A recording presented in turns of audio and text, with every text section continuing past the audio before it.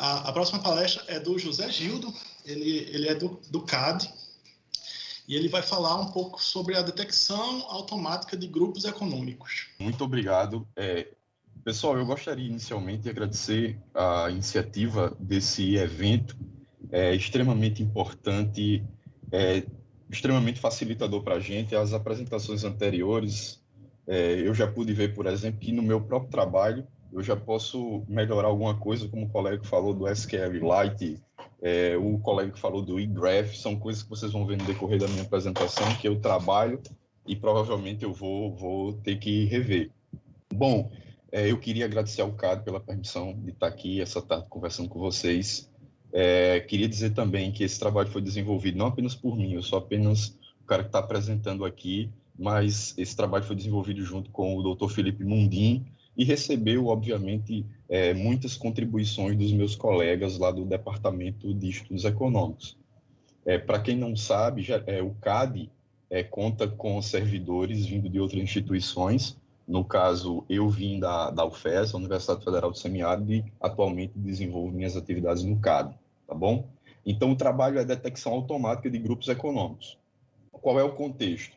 Então, para que a gente comece a entender o trabalho, a gente precisa saber o que são grupos econômicos. Bom, da mesma forma como as pessoas se relacionam, as empresas elas também se relacionam. E por que as empresas se relacionam? Geralmente, as empresas elas buscam diminuir custos, aumentar a produtividade, garantir posição de mercado. Aqui tem alguns exemplos de parcerias que são executadas entre as empresas. São empresas do mercado nacional, a Qualicorp e a Notre Dame, fecham parcerias para comercialização de produtos. Um outro exemplo que a gente pode ver aqui, o Ipera, que é do setor de saúde, fechou uma parceria com o Corinthians. Um outro exemplo recente, a Vulcabras recentemente permitiu que a Grendene utilizasse a marca Azalea na fabricação dos seus produtos. São exemplos de parcerias que são estabelecidas entre as empresas. Então, há uma série de vantagens, e isso é, de certa forma, em grande medida, benéfico para o consumidor. Qual é o problema? O problema é quando essas empresas, de certa forma, começam a abusar do seu poder de mercado, com fixação de preços, comportamento exclusionário, acordos colusivos, e nisso o CAD tem que ficar de olho. Então, para dar um exemplo simplório aqui, imagine que a gente, na nossa rua, tenha duas padarias distintas, a padaria A e a padaria B. Cada padaria tem um CNPJ distinto, só que o dono da padaria A, ele termina comprando a padaria B. Então, nesse momento, a gente tem uma pessoa física, né, o dono da padaria, que ele é dono das duas padarias da tua rua. Então, nesse cenário aqui, a gente não tem mais necessariamente uma condição de competitividade, porque as padarias, nesse momento, não estão mais competindo umas com as outras, elas fazem parte do mesmo grupo econômico, elas compartilham os mesmos interesses. A gente não pode mais olhar o prejuízo ou o lucro de um empreendimento isoladamente. Então, nesse cenário, a gente tem a importância da identificação dos grupos econômicos. No cenário do CAD, o que é que isso tem a ver, né? Para que serve no cenário do CAD?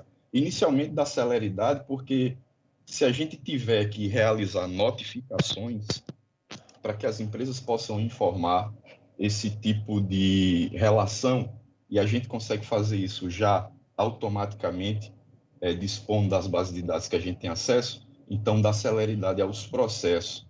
Do ponto de vista da verificação, a gente tem condições de verificar se as informações que foram passadas pelas empresas, essas informações são corretas.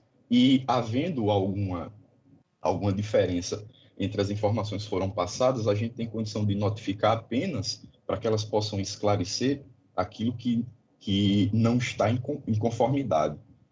E talvez o ponto principal aqui, a questão da acurácia, ela pode ser interpretada, ela pode ser analisada sobre duas óticas.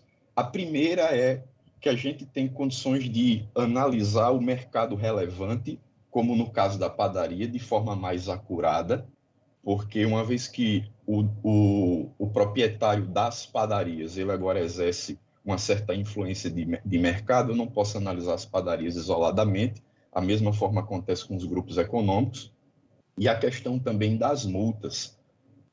Uma determinada empresa que comete algum ilícito, uma coisa é eu analisar a empresa isoladamente, outra coisa é eu analisar a aplicabilidade de multas para todo o grupo econômico que, de certa forma, foi beneficiado daquele ilícito. Então, as empresas elas passam, nesse momento, a ser analisadas não de uma perspectiva individual, mas uma perspectiva do grupo econômico que ela faz parte. Como construir grupos econômicos manualmente? É possível fazer? Sim, é possível fazer. E é muito simples. A gente vai no Google, digita lá cartão CNPJ, coloca o CNPJ da empresa, marca que não é robô, marca alguns hidrantes ou faixas de pedestre ou sinais de trânsito que ele pedir, consulta e a gente vai ter um exemplo desse tipo aqui. Então, a empresa que ela está em azul, verde claro, é a empresa que eu consultei. As informações que estão abaixo são de empresas, pessoas físicas e jurídicas que possuem relações com essa empresa. Então, como é que eu defino o grupo econômico aqui? Então, digitei a minha primeira empresa, as que aparecem em evidência em verde, e para cada uma dessas empresas que aparecem na sequência, eu repito esse processo até que eu chegue numa condição em que uma determinada empresa não possui mais nenhuma relação societária. Qual é o problema de fazer essa tarefa manual? Um problema pode ser que você não consiga, em tempo hábil, vencer esse desafio, a depender do CNPJ que você vai procurar. Não tem escala, não escala. Para exemplos simples, é perfeitamente factível. Agora, imagine que a gente já chegou a encontrar um grupo com 80 mil nós. Então, se alguém começou a fazer esse trabalho, essa pesquisa, pelo nó primeiro, ele não tinha, talvez, a noção de que demoraria muito para que essa atividade fosse concluída. Então, especificamente, qual é o problema que a gente está tratando? Então, a gente quer identificar grupos econômicos, mas não apenas isso, a gente quer identificar grupos econômicos, mas com escala. É preciso ter escala. Vou passar aqui rapidamente a respeito. Qual é a base matemática que nos permite fazer isso? Não é? Então, a gente pode explorar esse problema sobre o viés da teoria dos grafos. Há muita literatura e muitos colegas já comentaram sobre isso, muitos colegas que me antecederam. A questão dos grafos conectados e vários algoritmos, Bellman-Ford, Dijkstra e Prim e uma série de outros, como o colega que me antecedeu comentou, o BFS, semelhante à questão dos grafos conectados. A gente pode trabalhar com BFF em profundidade ou em largura. Então, do que se trata e, mais ou menos, o objetivo a gente pega um CNPJ e pergunta, olha, tem sócio? Tem. E agrupo. Vou para o próximo CNPJ. Olha, tem sócio? Tem. E agrupo. E ao final que eu percorrer todas as possibilidades, eu definir aquele grupo. Quando não há mais relações societárias, eu vou para um próximo nó e repito esse algoritmo recursivamente. Uma outra forma de fazer é através da álgebra relacional. Eu vou agrupando as intersecções. A e B possuem uma intersecção, faz parte do mesmo grupo. B possui uma intersecção com C, agrupo novamente. C possui com D e agrupo novamente, assim sucessivamente. Uma outra visão é a visão por grupos. Aqui a gente tem uma diferenciação do trabalho com cluster, porque aqui eu posso definir ou a quantidade de grupos que estou a fim de encontrar ou o nível em que estou a fim de ir. Olha, eu só quero 3 níveis. Então, A possui uma relação com B, que possui com C, acabou, não estou interessado mais nas relações de C. E aí a gente tem a formação de grupos a partir da construção de clusters. Nós utilizamos a teoria do grafo nesse primeiro momento. E o que é que a gente fez, basicamente? Então, a gente foi em busca da base da Receita Federal, a base de CNPJs. Então, até esse momento, eu não conhecia, o colega comentou a respeito do SQLite e o trabalho do Fábio Serpa, do CNPJ Full, não sei se tem relação, procurar saber, mas essa base da Receita Federal aqui, ela é disponibilizada pela Receita Federal, qualquer brasileiro tem acesso, pode fazer o download dos dados e pode trabalhar com ela, é de livre acesso. Então, qual foi o principal problema que a gente encontrou trabalhando com essa base? A limpeza de dados. De certa forma, não foi tão simples a inserção dos elementos ou encontrar os erros nos arquivos, porque não necessariamente a gente tinha, olha, deu um problema na linha específica tal, e algumas vezes a gente precisava fazer algum jiu-jitsu nos dados para encontrar os problemas. Um exemplo aqui, cada linha tem 1.200 caracteres, só que no meio tinha uma surpresa, tinha um tab. Na hora que a gente inserir, problema. E problemas dessa natureza sucessivamente. Bom, superada essa etapa, a gente ficou com a base de dados da Receita prontamente executável. Então, a partir do momento que a gente tem uma base da Receita Federal, a gente poderia fazer, a partir daqui, consultas robustas, consultas de quaisquer naturezas, numa base relacional, pós-GRIS. Então, qual era o problema? Por que a gente, a partir daqui, a gente não reproduz ou tenta automatizar a consulta ao cartão CNPJ? Também atrapalhava a questão da escala. A gente tinha 43 milhões de nós que precisavam rodar em cima disso aí o algoritmo do gráfico conectado, do BFS, ou DFS, como queiram, e não funcionou a contento. Então, a gente precisaria fazer um filtro nos dados e tentar executar um algoritmo que fosse possível e que nos desse escala, que potencializasse a execução desse trabalho para múltiplas empresas. Então, a gente tentou trabalhar unicamente com a base de sócios da Receita. A gente tentou implementar a questão da álgebra relacional inicialmente, porque a gente está trabalhando com um banco de dados relacional, ficaria uma solução integralmente dentro do banco de dados. A utilização da recursão foi muito ruim, então, para quem é mais técnico, a gente tentou montar consultas utilizando o if recursion do PostGRIS.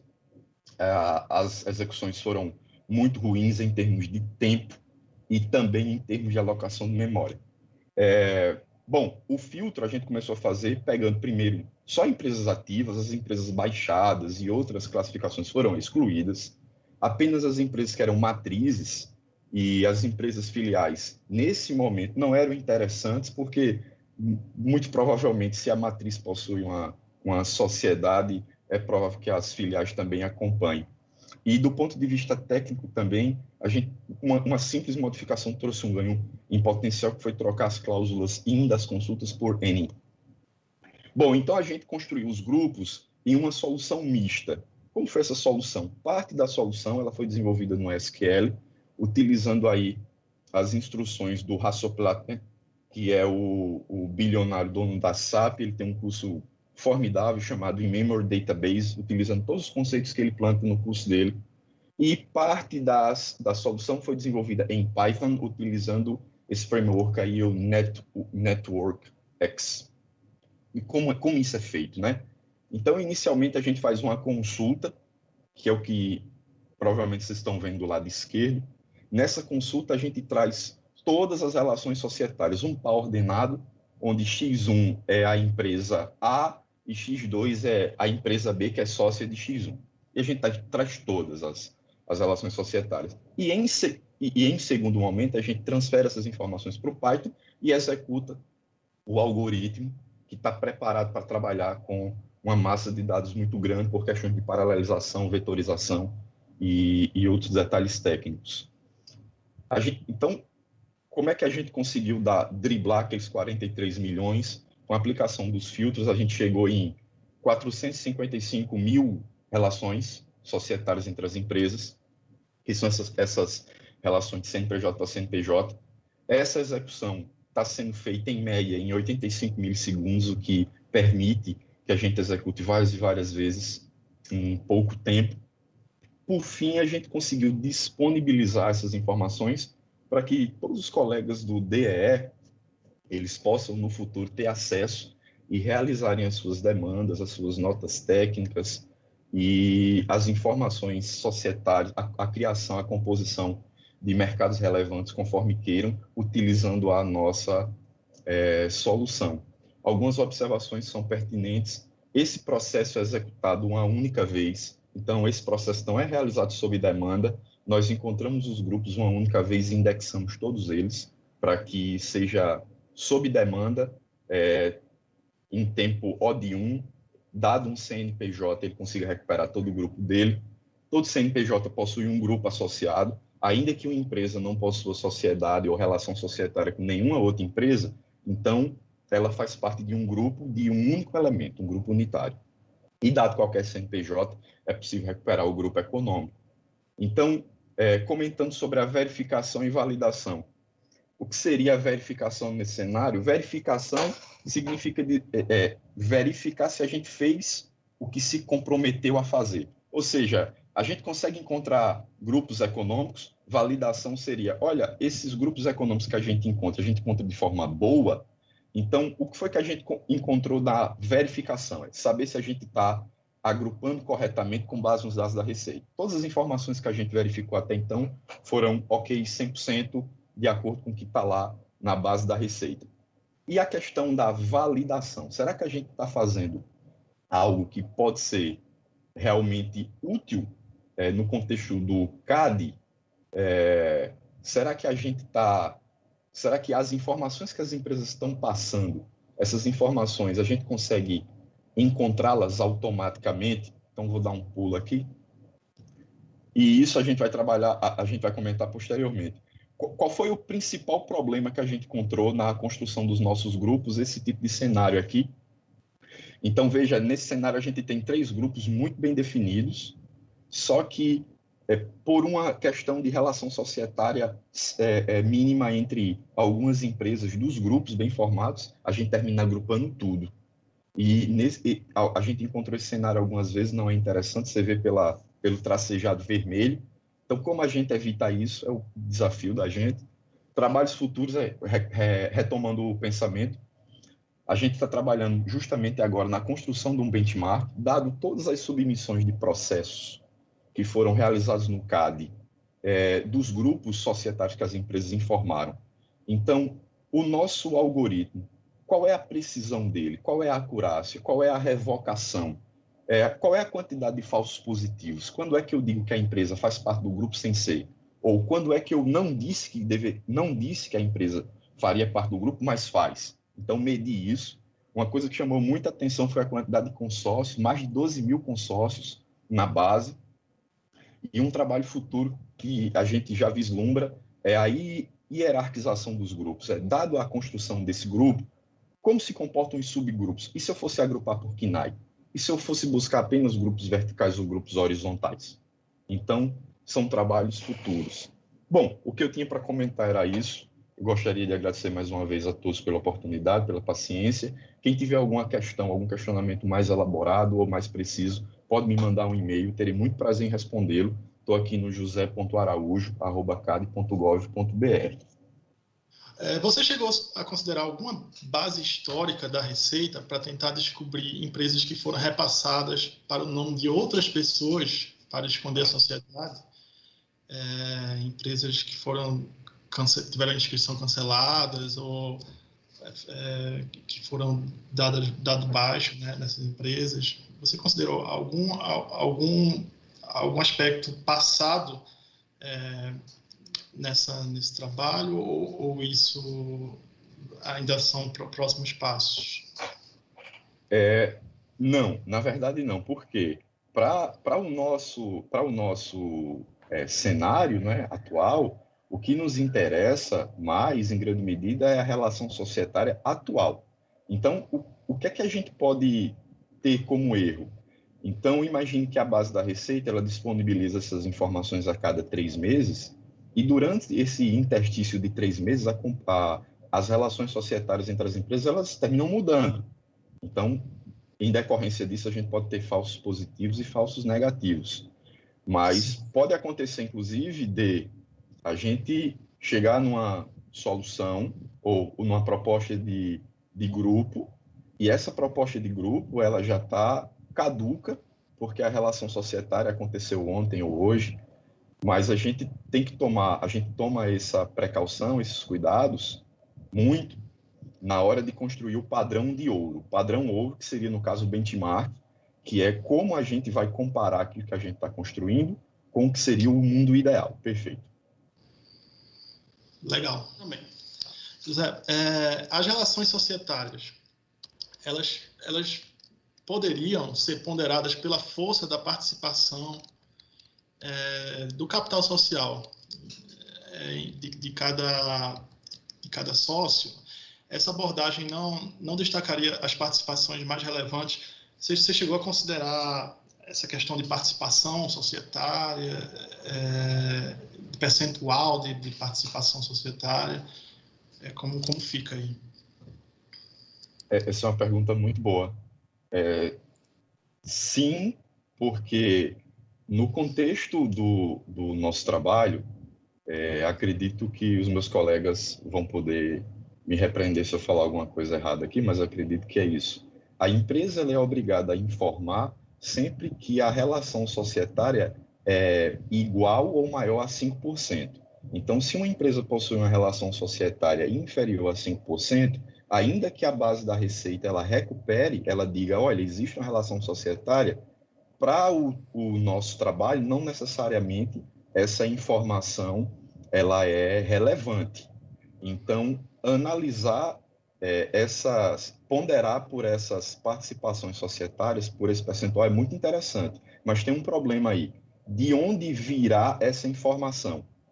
Talvez a gente tenha que estabelecer parcerias com juntas comerciais do Brasil inteiro, e eu não sei até que ponto isso é factível. Então, o que é que a gente pode fazer agora?